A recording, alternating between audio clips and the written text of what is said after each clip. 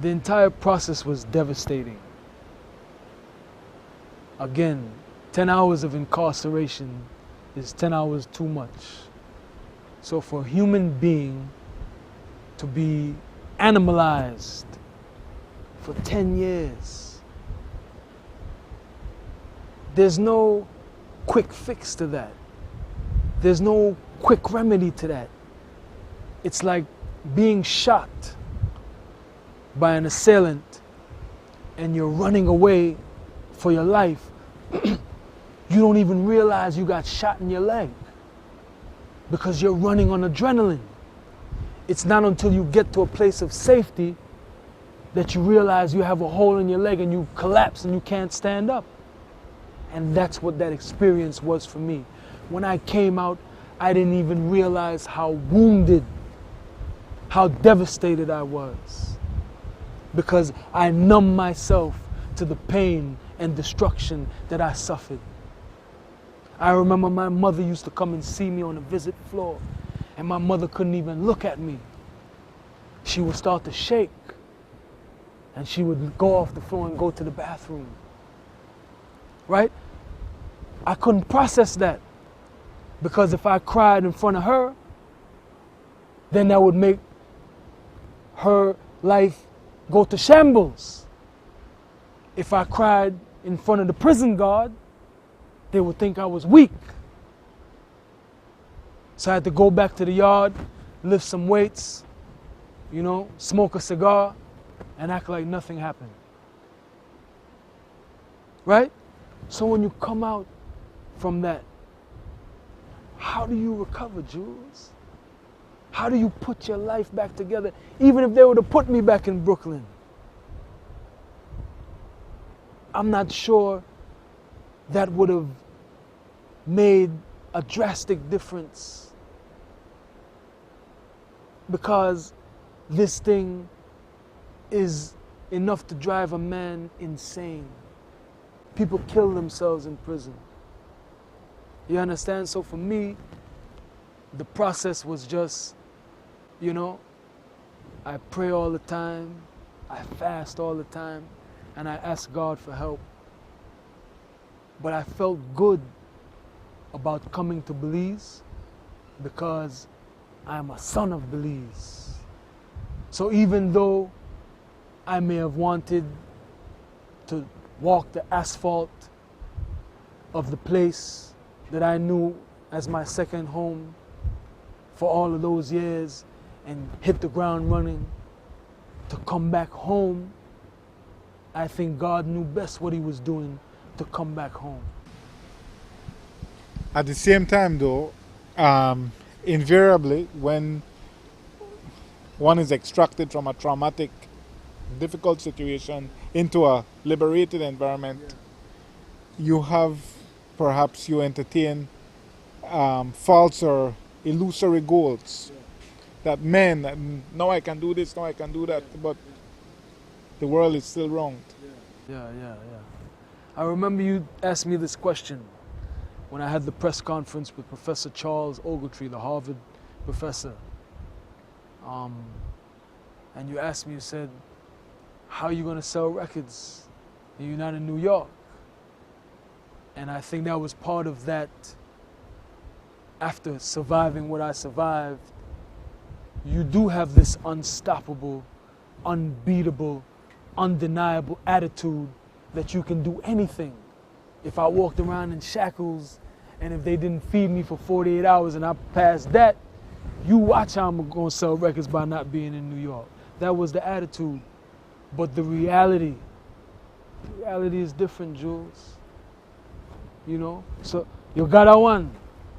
Now score one for Jules, no? Because not being in the United States of America has crippled my career. Crippled my career. You thought you could work around it? I thought I could work around it, Jules, but it crippled my career. And not being able to go to Britain as an alternative or to Canada as alternative, just, you know, my foot was crippled and they crippled my hand. So they've totally, you know, destabilized me and just put me out of the game.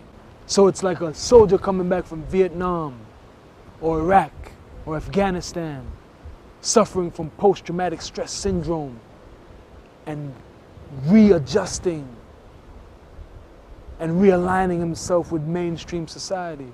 So it took me a while to get to the realities of I'm not in my professional element. I'm not amidst my peers. But let me pose a scenario. Let's say that things work out as you hope they do. You get a visa. You go to Brooklyn. You get to America. And you find out that Shyne fell off. Because No, come on, Jules. it's a young man's You heard game. the music, Jules. Let's not deal in hypothetics and speculation. You heard the music. When you heard the music, what was your response, Jules? My response is that it's very spiritual music. It's very deep. Jules. But at the That same never a time, response, Jules. Jules a response. I'm a boy, where you pull that one from? You never said True nothing that. about no spiritual. right, true that. It's soul music. Soul music. Good. It's soul music. Soul I music. can't argue that. All right. The But I'm music. saying, The what? music industry started with soul music. The woman that we just spoke about that sold 15 million records in an industry where they can't sell 15,000 records is making what kind of music, Jules? Soul music. Soul music, Jules. Good. That's the bottom line, Jules. What?